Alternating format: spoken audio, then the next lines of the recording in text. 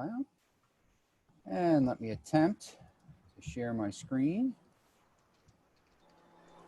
If I can do this, boom, there we go. And now let me go to slide. Okay, so thanks for taking some time to be with us today, folks. And I know it's been a while since we've convened in our formal Connecting Adults to Opportunity and all of the supports that the Institute for Higher Education Policy, the Office of Secretary of Higher Education and Jobs for the Future have been able to provide us. We had a great kickoff event in November, started to make some significant progress in forming campus-based teams, identifying populations of students to reach out to, and then the pandemic hit. And rightfully so, we all hit the pause button because we had to adapt to our temporary new environment. So what we're going to do today, just have a conversation about this bold agenda that's still on our radar, that we still want to address. If anything, the COVID pandemic is now in a place where it only adds even greater emphasis to what it is we started to accomplish before the outbreak. Then I'll talk a little bit about what we're thinking as far as next steps, how we can carry this work out. Then we want to hear specifically from all of you, questions, comments, concerns, additional ideas to think about. We've gotten a few emails too, to be precise, from a couple of our colleges who are saying to me, you know, Jake, we've got the whole 90% online, 10% in person, the health considerations we're putting into play, remote student support, mental health support. We've got all these other things on our plate. We just might not be able to invest the time and effort into this now in the near future as we had anticipated last fall when we started this. And my response is that's fine. I certainly understand. And if at any time you want to listen into what we're talking about, what we're learning, what some of our colleges are doing to innovate, what we're doing as a state to move this forward, by all means, join us. So with all of that, can we go around the horn real quickly and just everybody introduce ourselves? And I know our screens are different based on where we are. So I'm just going to start calling names. Can we start with Angela at Oshie? Hello, I'm Angela Bethia. I'm the Assistant Secretary and CFO for Higher Education. Angela, thank you for being with us and thank you for your continued partnership with not just all of this, but all you and your colleagues are doing to help our students and help our colleges through the pandemic. We really appreciate your partnership and your help with everything. Thank you, Jake. My sentiments exactly. You're an excellent partner in this work. Oh, thank you. And again, going in no particular order other than this is the order on my screen. I think we have Emily next from IHEP. Hi, good afternoon, everyone. This is Emily Sellers with IHEP, and I serve as Degrees When Due Project Manager. Thank you. Thanks, Emily. And next on my screen, we have Leanne at IHEP. Hi, everyone. I'm Leanne Davis. I'm the Assistant Director of Applied Research at the Institute for Higher Education Policy and have been working with New Jersey for the last couple of years as we work to implement Degrees When Due within the state and are really, I think I probably saw a lot of you when I was at your event speaking last fall. I guess that's not going to happen again this year. So we're really excited to have all of you here on board and continue to partner in thinking, and I see JFF folks on the on the screen too. So really thinking about what we can do to help adults in the state of New Jersey. Thanks. Thanks, Leanne. And next on the line, my colleague from the Council and Workforce Consortium, Angela Androla. Hi, so my name is Angela Androla and I'm with the Workforce Consortium, the Director of Operations. And I'm interested in listening in as I think that adult re-engagement intersects with workforce development. So I would like to see what's going on there. Thank you. Thank you, Angela, for being with us. And Angela's leading a very critical effort that is key to all of this. I'll talk about in a little bit. Let's see, who's next on my screen? Ron at Salem. Hi, Ron. Hi, how are you? Ron Burkhardt. I'm the Assistant Dean of Institutional Research at Salem Community College. I've been supporting some of the data pools and research on this project. Ron, thanks for being with us today, and thanks for all your continued help with all of this. We appreciate it. And let's see, next on my scene, Callista. Hi, Callista. Hello, everyone. Callista Smith. I am your Degrees When Due coach to help support you in implementing strategies to re-engage adults and even consider reverse transfer to increase your enrollment and increase degree completion among adult students. Callista, thank you. And thank you for your continued support through all of this. It's extremely valuable and even more so now as we try to help a lot of the unemployed folks also. So thank you. No problem. Next on my screen here is Ken Robel at Salem. Hi, Ken. Hey, good afternoon, Jake. Ken Robel, Dean of Academic Affairs at Salem Community College. Yes, it's definitely important work, so glad we're resuming it here. Thanks, Ken. Next, Peter at Passaic County Community College. Peter Hines, I'm the Associate Dean of Academic Support Services. So that's advising, testing, and whatever else seems to be floating down the pike these days. So we're looking forward to jumping back into this. Thanks, Peter. Next, another one of our critical national partners, Jobs for the Future, Jenny Freeman. Hi, Jenny. Hi everyone. I also, like Leanne, met a number of you back last fall. Amy Girardi is, you probably know well, she's the primary support from Jobs for the Future to New Jersey's Council of County Colleges. So I'm stepping in for Amy now during vacation. But we work very closely together, and I know a lot about your great work in New Jersey. Thank you. Appreciate it, Jenny. You'll see. I mean, your work is directly reflective in some of the stuff we're looking at. So thank you so much. Next, Madam Vice President. That would be you, Michelle, at Middlesex. Hi, good afternoon. I'm Michelle Campbell. I'm the VP for Institutional Advancement at Middlesex County College. And I'm not the lead on this project, but I'm sitting in for those who are on vacation. And I'm very excited about this work and to again now that we are back partnering with everyone. Thanks, Michelle. I'll share my screen again only because it was starting to get annoying trying to look between the who's here and my screen. So let's see. Next on my screen, Jarrett. Hi, Jarrett. Hey, Jake. Hi, folks. Jarrett Keeley, Interim Dean of Enrollment Management down at Rowan College of Burlington County. Jarrett, thank you so much for being with us. We appreciate it. Leanne, we heard from. I'm jealous because Leanne has a Star Wars ship on her screensaver there. Samantha, hi Samantha. Hi, I'm the IR analyst at Salem Community College, and I'm providing data support. Great, Samantha. Thanks for being with us. And I think last but certainly not least, Latanya.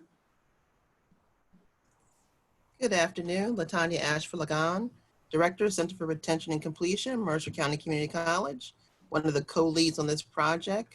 We too are looking forward to getting back on track with the project. Thank you.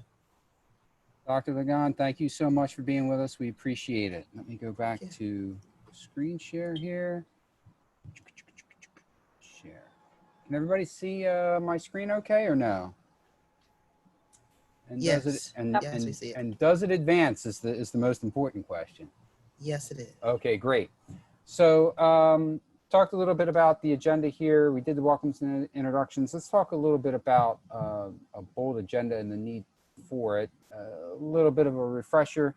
We know from the data that we collected as we started this project that 80% of those folks in New Jersey who have some college, no degree, last went to a community college.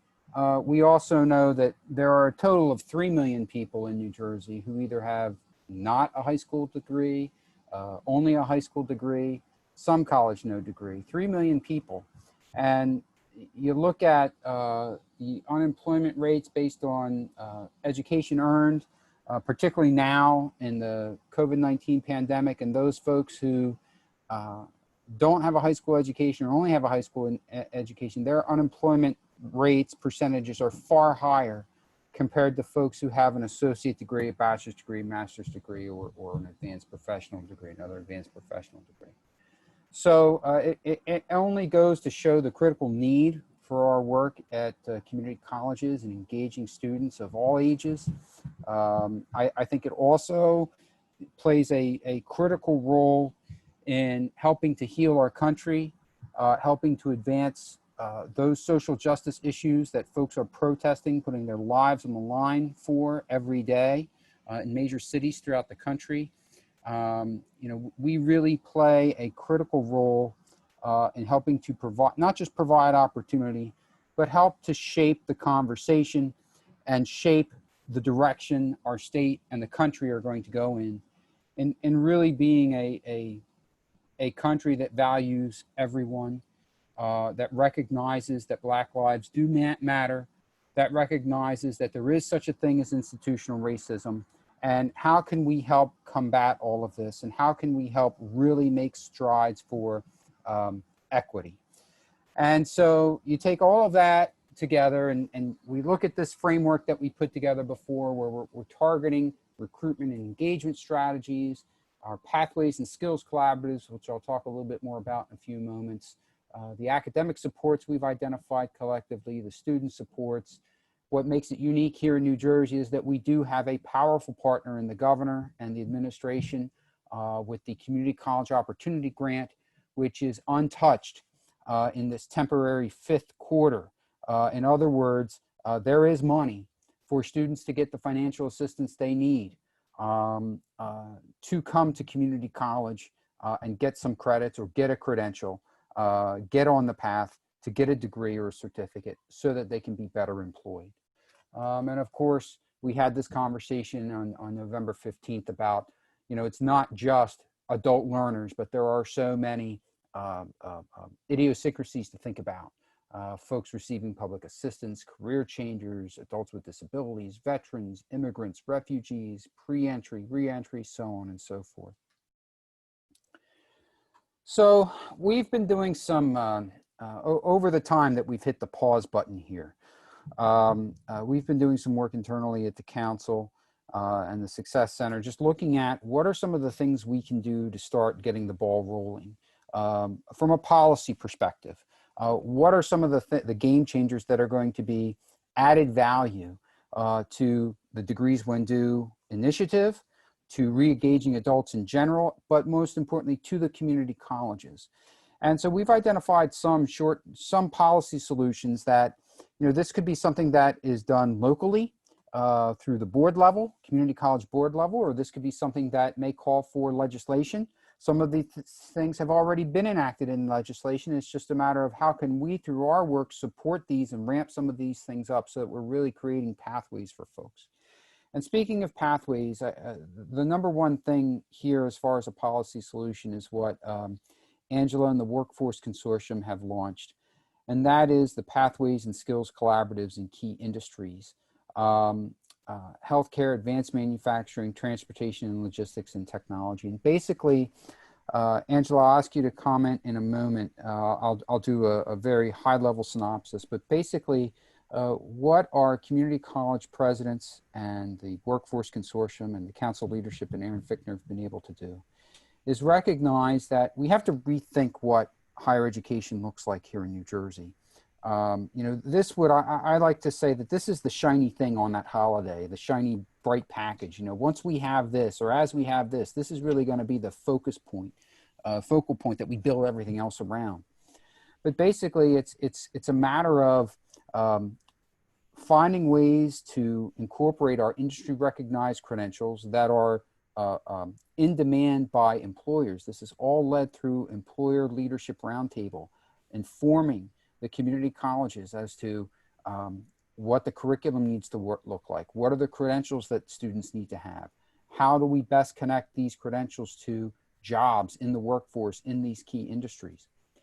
And not only that, but ensure that we're bridging non-credit and credit programs. So folks who do enroll in non-credit training get credit for that. And then folks can come back to community college and it's stackable. so that they take 2, 3, 4 of these non-credit programs, and before you know it, they've got a year's worth of college under their belt in a credit program. Another way of looking at it is embedding these programs into existing academic degree programs so that they qualify for financial aid, right? A practice that has been incorporated throughout the country and in other places. Angela, Androla, anything to add on this as far as the launch of these Pathways and Skills Collaboratives? I know it's underway. I know we've got leads at the community colleges who are working with you and your colleagues in the consortium on this. So thanks, Jake, for throwing me this little trap here. First of all, it was all Aaron. Okay, I can't take any credit for it, but it is exciting. And from the Workforce Consortium perspective, what we used to do mainly is work with grants and put people back into work by offering short-term training, which was mostly based on the non-credit side. And with the career pathways, the vision is that any adult at any stage of their life, whether they're working or whether they're unemployed or underemployed, that they can look at furthering their career path and upskill. And that can lead to either a degree or to a certification of some sort. And a good example of this, and it's happening already, is with our apprenticeship grant gains, where we were able for the first time to use the RTI, the Related Technical Instruction, and connect credits with it. An online RTI through Camden County College that involves 13 credits, or in another program 18 credits. That has never been done before, and that's just one example of what we hope will happen more and more by integrating everything into a holistic approach, and also by involving not just the colleges, but also employers, organizations, and all institutions. And so I'm excited about this, but it wasn't my work. So credit to Aaron and to the whole council. Thank you. Thank you, Angela. So that is underway, the Pathways and Skills Collaboratives, and I think that's really a really exciting key development to all of this, because it helps everything else we do can wrap around that. Here are some other policy solutions. This will take some advocacy on our part, but I think it's possible. You know, some of the studies that we've seen show that, you know, adult learners who get back on track, they start in the fall, continue in the spring, they lose momentum in the summer because they don't get financial aid in the summer. So one idea, can we find a way to get CCOG to cover summer courses? And what if we even, as a pilot, had to make it finite for returning adult learners? Again, just an idea, not being prescriptive, but something just to put in play. So that we can help assist more adult learners stay on that path and complete that path. Another idea might be to create, with the state's help, a statewide stop-out clearinghouse. What do I mean by this? Perhaps we can capture the data, capture the contact information of the folks who've stopped out from Salem, or stopped out from Mercer, or stopped out from Ocean, stopped out collectively. You know, there's a lot of turnover that takes place. What do I mean by that? People move, people relocate. People might have had a bad experience at one of our community colleges, so they're not going to go back to that specific one. Well, what if we created a clearinghouse where we knew exactly over the last 2 years, 3 years, 4 years, 5 years, who's actually a stopout at our community colleges? And can there be a statewide effort to re-engage these folks, utilizing a navigator type approach to help folks identify the programs that will help them, that they are interested in, so they can get on that path and get a job in that industry. That connects to this next one, this college navigators. I mentioned Jenny Freeman's research earlier. You know, the one consistent in all of the work that she did in the TAC grants, evaluating the TAC grants, is, you know, the colleges, the states had college navigators in place, lack of better term, hand-holding, helping people connect to the right services on their colleges, helping them apply for financial aid, helping them register for courses, being there to answer questions if students had questions along the way, really providing that concierge service approach to students. So one idea is to create this in some kind of statewide manner, whether it's regionalized or centralized. We can get there. Don't need to be prescriptive at this point, but there may be a way that the state could possibly fund some of this. Another policy solution, there are less than half of our community colleges that have partnerships with the Department of Education Office of Adult Education, meaning that less than half of our community colleges serve as testing centers for the high school equivalency exam, one of 3 high school equivalency exams. You know, wouldn't it be great if that were expanded and every community college served in that role and not just offered the exam, but the state provided resources so that our community colleges could provide technical support and instructional support and coaching support to help more adults not just take the exam, but help them prepare for and pass the exam. But then you integrate that into the pathways work that we talked about earlier, where adult learners can easily see, okay, once I get my high school equivalency, I can then matriculate into community college. I can get my industry recognized credential, which counts as some college credit. I can get a job, support my family, then come back part-time, whether I get CCOG or I get employee tuition assistance. And it just starts to make that path a little more doable for more and more adults. Another policy solution, many of our community colleges serve as the location for the county one-stops and work and have strong partnerships with the workforce boards. We need to strengthen that throughout the state so that we have a community-based approach to recruitment, onboarding, and support for adults in need of credentials and jobs. You know, it's not just somebody coming into a one-stop and taking a few courses because that's what the funding available will cover. It's more of a holistic approach to how do we get more people to where they want to go in the workforce, and how is that driven by business and industry leaders, and what supports can we braid together to help each individual person. We have a law that establishes the 3+1 bachelor's degree program, where students can take the first 3 years of a bachelor's degree at the community college and then take their senior year at the 4-year school, which significantly reduces the cost of a bachelor's degree.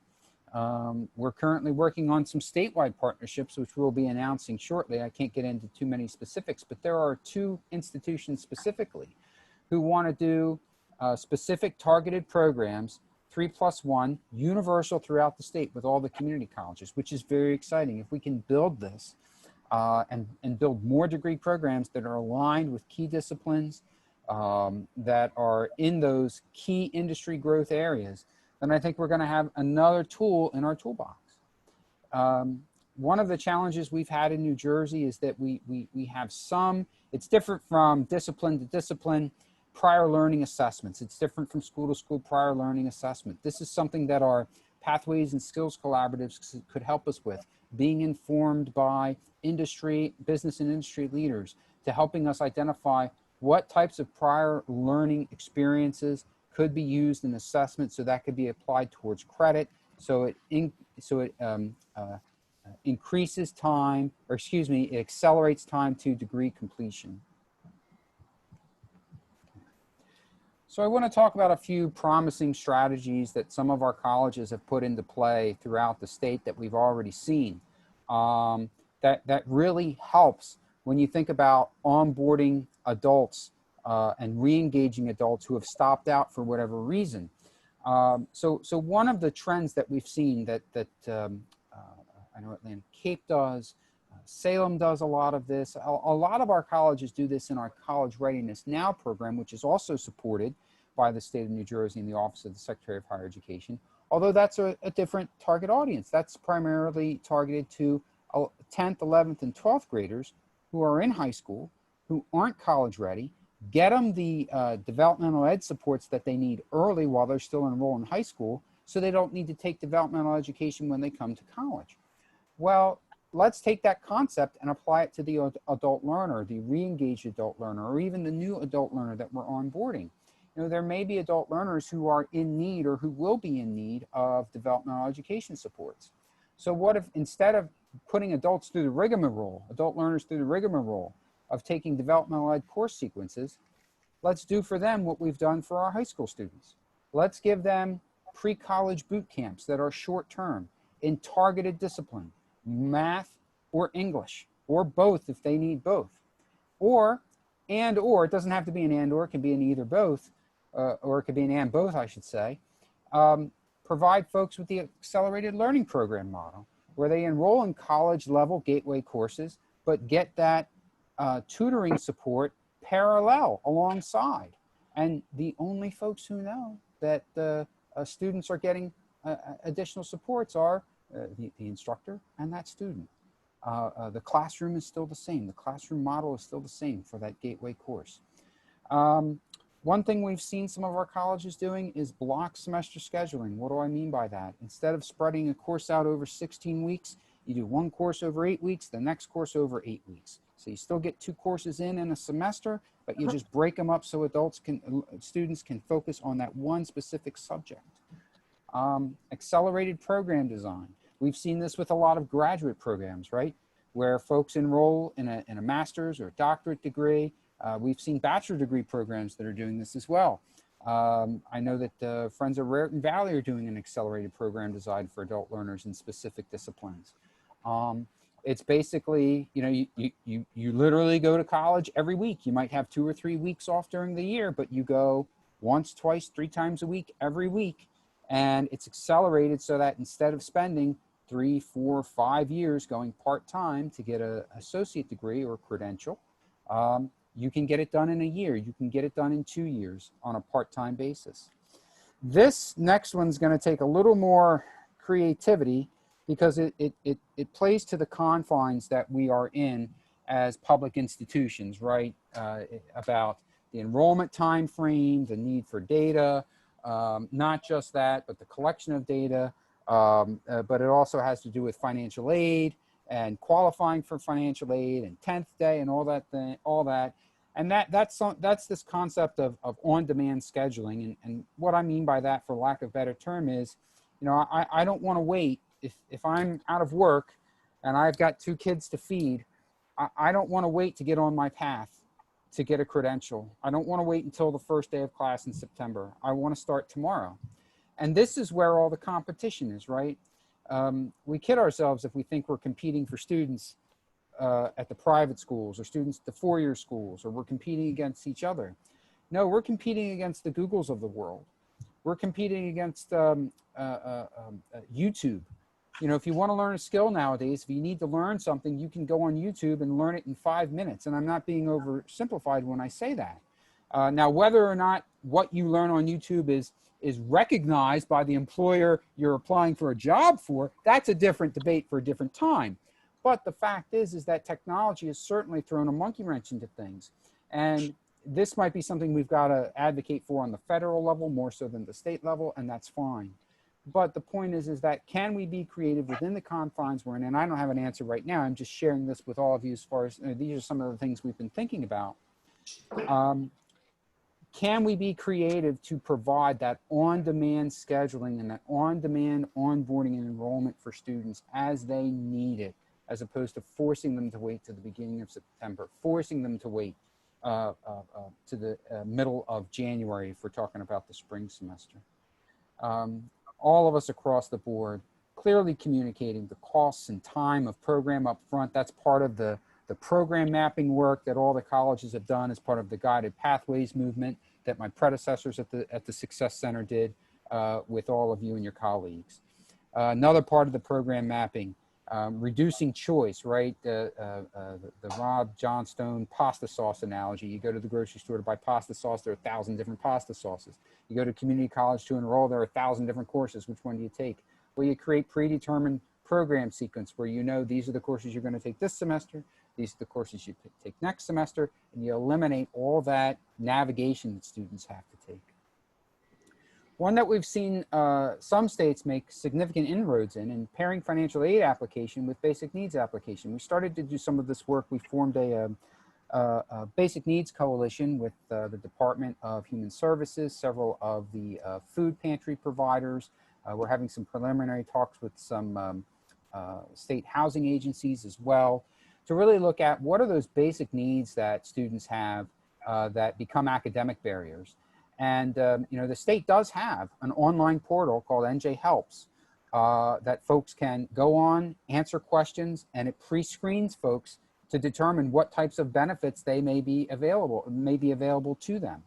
So how can we pair the financial aid process with the basic needs application process in a one-stop type model? And many of our colleges are doing this already. How do we learn from those colleges what's working and build this out so more adults can get the assistance they need to re-enroll?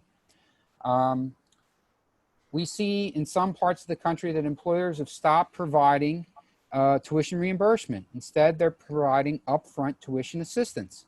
One study in Indiana, or one not necessarily study, but report out of Indiana saw an uptick of about 400% as far as the number of employees taking advantage of going back to community college because their employer decided, hey, we're going to pay the costs upfront. Now in New Jersey, we have the Community College Opportunity Grant. So this does this for folks whose household income is $65,000 a year or less. So as we bring more employers to the table through our skills collaboratives and help them to understand that the state has done a significant favor for them, given them a gift, so to speak, so that the state can pay these upfront costs for those folks who qualify for the CCOG program. Yes, folks may get a Pell Award, folks may get a TAG Award, they'll get a CCOG as well. But it really helps to alleviate tuition reimbursement, and it helps pay the cost up front. And again, I mentioned earlier, bridging the non-credit and credit divide that is in community colleges throughout the country, and really creating these stackable credential models. So these are just some promising strategies that we've seen at community colleges throughout the state, throughout the country, coupled with some promising policy solutions that we've seen as well, that we just wanted to share with all of you, just so you see that we haven't been dormant the last few months. We have continued to think about this, to keep the ball rolling in this direction to help support all of you in this work. So let's talk a little bit about Institute for Higher Education policy. I'll turn it over to our colleagues at IHEP in a moment to comment. But basically, you know, as we started this work this year, this past year, we were really focused on adult re-engagement, right? Looking at that, you know, 500 and some odd thousand population of folks who have some college, no degree, and help identify strategies and policy solutions to help more adults who have some college credits get back on a pathway to come back to community college. And that is important. However, I'm approaching this through a no stone left unturned framework. And that is, you know, you look at the 1+ million people in New Jersey who are unemployed. You connect that to the numbers we saw earlier as far as the folks who don't have a degree or credential, folks who have some college, no degree. And you recognize that there are industries that are extremely hard hit by the COVID pandemic. And I don't know about you folks, but one of my favorite things my wife and I love to do, the two of our favorite things we love to do, which we're not going to do anytime soon, and I think we've taken it for granted up to now, dinner and a movie. Dinner and a movie. Love to go to dinner, and I didn't know how much I missed it till I couldn't have it anymore, right? Maybe I'm a little overcautious. I'm not going out to dinner anytime soon. Even if it's outdoor dining, not going. I'm not going to a movie theater anytime soon. But that's reflective of the environment we're in. In other words, the safety protocols have impacted those businesses so significantly that a lot of the folks that work in those industries, yes, they may be open for takeout. Yes, they may be open for outdoor dining, but still a significant portion of their workforces have been impacted. And folks are either going to, you know, do their best to try to get another job in another industry, another discipline, some way, shape, or form with the credentials they have, or they're going to say, hey, wait, there's a pathway for me if I want to work in healthcare. There's a pathway for me if I want to work in advanced manufacturing. There's a pathway for me if I want to work in technology. And hopefully we can connect the dots for them and help them re-engage with us. So yes, very important adult re-engagement, but also the other service that IHEP does help, technical support, coaching, and things of that nature, is reverse transfer. This may require some data on our part, some data collection, some data gathering, some data analytics, which is fine. We're happy to work in whatever role possible we can work in and whatever way possible. But there may be some of you who are considering, you know, no stone left unturned. Let's take a look at all the folks who left. So I say Salem because I'm a graduate. You know, let's look at all the folks who transferred from Salem and went on to a Rutgers and went on to a Rowan, went on to a university, Stockton University, so on and so forth. And can we map them and see their pathway and see if they actually did complete college, and if not, what credits did they take, and can we apply the credits they took at their four-year institution to a degree here at our institution, and award them an associate degree, award them a certificate, so that they do have at least some credential to help them in this very rapidly changing economy. So I do know that the Degrees When Due initiative is that incorporates some of it. So I'll stop talking now and turn it over to our friends at IHEP. Is there anything you'd like to contribute to this part of the overview here? Anything I might be missing? Hi, Jake. Thanks for putting us on the spot. But we're always happy to talk a little bit more about Degrees When Due. And I really appreciate the conversation about reverse transfer as well. I guess I'm going to go in reverse order. I'll start with that first. And I think the way that we can look at reverse transfer in a couple different ways. The four-year institution could be the leading partner, and they can identify students that have transferred into their institution from a community college that have not had an associate's conferred, and then enter a data sharing agreement, which I think you should all are supposed to have right now, and transfer the credits back to the two-year institution to award the degree retroactively. Or you could be take a more proactive approach at the community college level, look at your students that have transferred to a four-year institution that did not earn a degree, and then proactively talk to the four-year institution about the data sharing, transferring the credits back and awarding the degree. So that's pretty far into the weeds, but I think what's exciting about reverse transfer right now is that we actually do have research that shows that students who earn a degree, an associate's degree via reverse transfer, are more likely to remain enrolled and complete a bachelor's degree.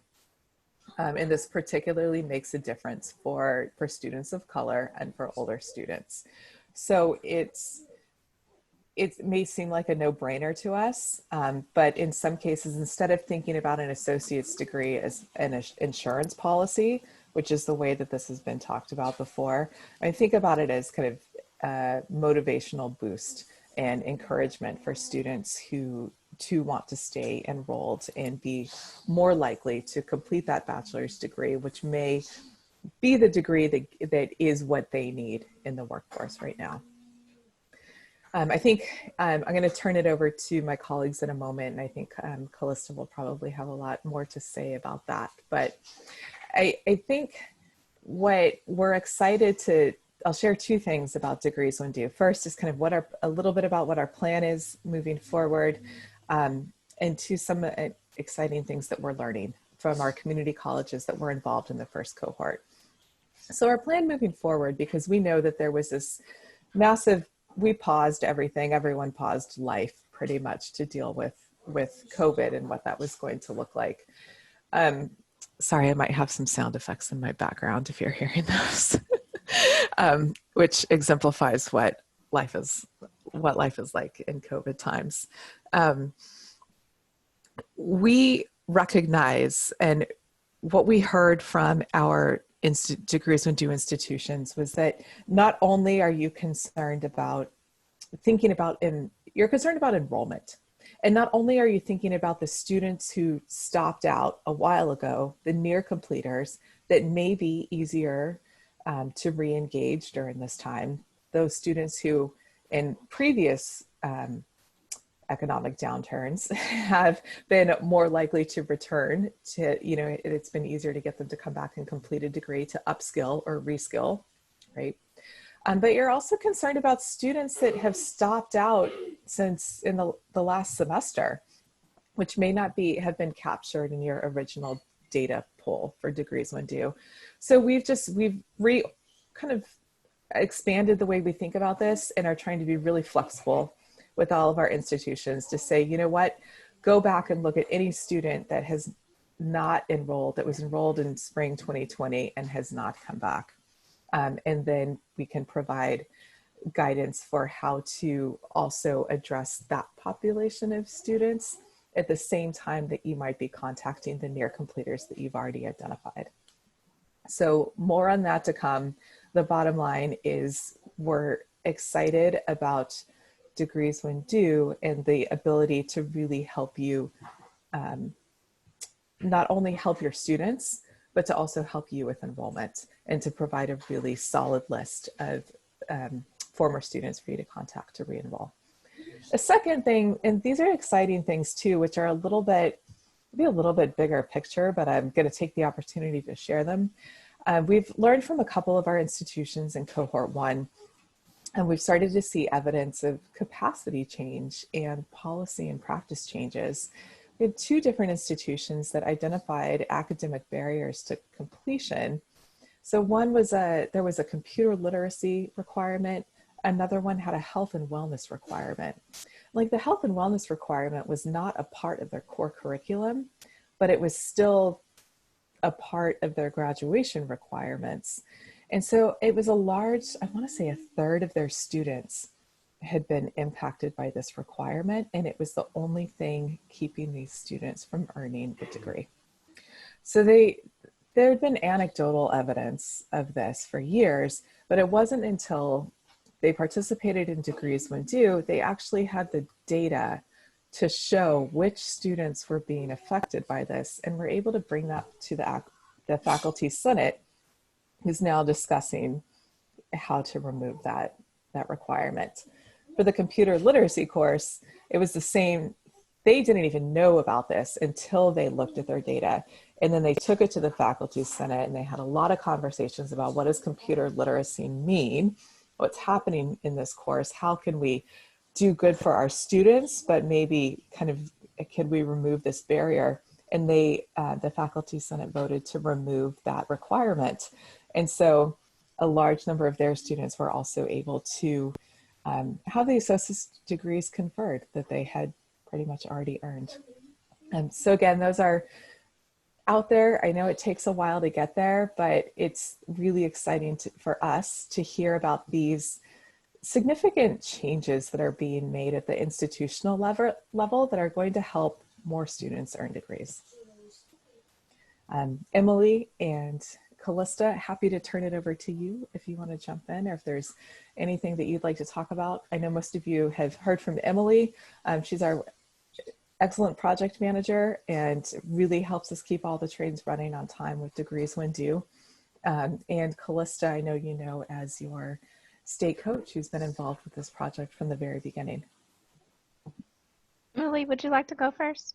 Yeah, sure. Mine's just going to be really brief because Leanne did such a great job kind of summarizing what we're excited about, what we're learning, and then what we're looking forward to in cohort 3. But just know that do not hesitate at any time to reach out to any one of us to be a resource. You have Jake at the system office there to support you. You have Callista, your fantastic DWD coach, which I'll turn it over to in just a moment. And then you have Leanne and I here to support you in any way. And we're just looking forward to supporting and excited about the work. So thank you. Callista? Yeah, and I just want to highlight how I'm here to support you as your coach, knowing that each college is going to be in a different space. Your resources are different. They've been impacted by COVID. I'm here to troubleshoot for you and walk alongside you to make sure you can take the steps that make sense within your institution. So I hope that engaging with me makes your life easier, and also one of my jobs is to help you see how it connects to all the things you're trying to do. So I know sometimes initiatives can feel like, oh, I got to check this box. I got to go to this site. I got to go to this meeting. And my job is to try to make that seamless for you in service to the students and institution. So there'll be a couple things that we were quiet this summer and at the end of last year, but there'll be some things that either Jake will forward or may come from me. And they're just opportunities to make sure that I'm helping you, whether you're one of the IR staff and you want to know how to work with some of the data that's coming out and what it means, or if you're on the enrollment or academic side, helping you reach out to students and saying like, well, what are some of the things that other colleges have done? Are there things in the learning management system, some templates we can use, which yes, they are. And if you ever have any problems finding that, or you want something that you don't see in the learning management system, we can work with our network of coaches as well as other institutions to see what they've done. So our goal is to be resourceful to you, and then also align to some of the things you're already doing or hoping to do, whether it's, hey, how do we use prior learning assessment to give credit? How do we think about some cohort paths that make sense, because we're seeing a large demand for people who used to be in restaurant service or what have you. Just thinking about that and helping you through that, we're happy to do. And even if it's not something that I readily have a skill set on, my job as your coach is to support you and help to connect you to information and people who can. So a couple ways: you can always reach out to me directly and say, hey, can you join a call with my team, or just call me up and say, hey, I have this question. Every first Thursday, including this Thursday, I'll have open office hours virtually in a go-to meeting, and I'll send that link out, and you can log on anytime between 9 and 10:30. At that time, I've blocked that aside to say, okay, if somebody calls me with degrees when due, I'm going to be able to pick up, or someone logs in, I'll be able to log in and we can share screens, or if there's something that you want to work on or talk through, I've committed that time to be accessible to the 3 states or consortia that I'm supporting. So, and it's just ad hoc. You don't have to come in right at 9, but you know that I'll be available from 9 to 10:30 Eastern. So just wanted to put those things on your radar. Happy to also either in the chat or as a follow-up, if there's certain questions that you were had about degrees when due right away, or getting back in the saddle, feel free to direct those to us, and we'll help. Leanne, Emily, Calista, thank you so much for your continued support. We appreciate it, and looking forward to continue to work with you going forward on all of this. As far as next steps, before we get to some additional feedback and anything we might have missed from everybody on the line here, Calista outlined the coaching and technical support that's available to us from IHEP. You know, we did have monthly check-in meetings when we launched this. We hit the pause button. We're going to do those again. I'll be sending out doodle poll to everybody involved to identify best dates and times each month to have a call similar to this, where you folks will be doing more of the sharing of information and things of that nature once a month. And then we will have a virtual convening or two to talk about what we've learned, promising practices, what we can apply from other things we've observed, so that we can continue to move the ball on this. You know, we'd really liked in the short term, I'd say by September, I think I'm going to be writing a very brief policy paper, 4 pages probably minimally, just outlining the need for the community colleges, for the state, the community colleges and various partners to work together. And there are partners in this effort that aren't on the line right now. Anti-Poverty Network of New Jersey, I mentioned the various food banks and food providers, quite a few others, some housing nonprofits. You know, there are a lot of organizations that we've been working with. We want to bring it all together so that we're a unified front and that we can have these conversations in front of the legislature, talk about why these programs are important, how the state can support it through funding, through laws, things of that nature. We just did something similar with the Hope Center, Sarah Goldrick-Rob's outfit, and that plays a piece in all of this too. Because if you think about the basic needs that folks have that create those academic barriers, why yes, returning adult learners, many of them face basic needs, insecurities, and need assistance there. So it all fits together.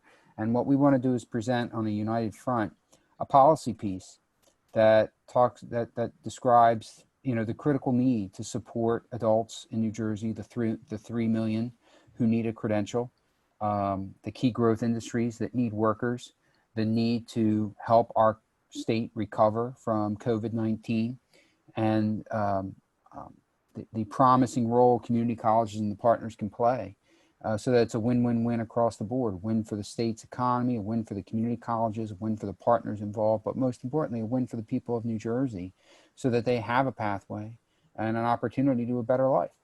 And that's what it's all about. So with all of that, I just wanted to open it up to everybody to see, is there anything we might have missed on this front end, and particularly a particular question to our community colleges on the line. Are there any, I hate to approach this from a glass half empty, but are there any additional challenges that we're not aware of that you want to bring to our attention because of the virtual instruction, the COVID pandemic? You know, is there anything that you could anticipate? You know, Jake, this might be a bump in the road, so we got to be prepared for that. So if there are any of those, you know, caution lights or things of that nature, let us know. Any additional comments or questions as far as any other promising ideas? You know, another thing I forgot to mention is we've seen some community colleges go as far as to implement some debt forgiveness policies because, you know, college tuition debt, tuition unpaid is carried with that person. You know, so the person has to pay off the previous institution before the credits transfer, this, that, and the other. Some colleges are putting debt forgiveness policies in play to help more people on board and re-enroll in college. That's another idea. So floor is yours, everybody. Let me stop my share so we can all see each other. Anything we might have missed, anything to add, any potential roadblocks or caution flags we have to raise?